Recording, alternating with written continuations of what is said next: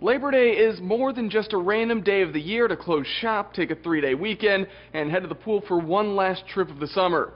It's also a day to pat yourself on the back about all the hard work you've put in. That's what the national holiday was truly created for. It's now been more than 125 years since the first Labor Day was celebrated on September 5th, 1882 in New York. The United States Department of Labor website says Labor Day constitutes a yearly national tribute to the contributions workers have made to the strength, prosperity, and well-being of our country. But as this TED presentation points out, the holiday didn't always have that warm, positive feeling about it. The workers had gathered not just to rest and celebrate, but to demand fair wages, the end of child labor, and the right to organize into unions. Workers' gatherings also resulted in violence across the nation in multiple incidents.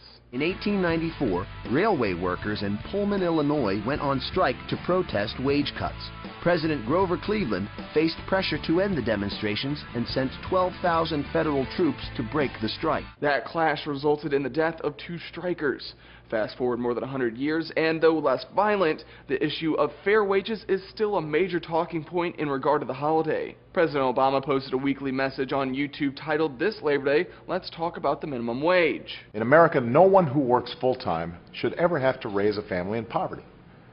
A hard day's work deserves a fair day's pay. Obama's first attempt to raise the minimum wage nationwide by 2016 failed earlier this year. The Senate voted 54 to 42 to raise the minimum wage to $10.10 an hour, falling short of the 60 votes needed.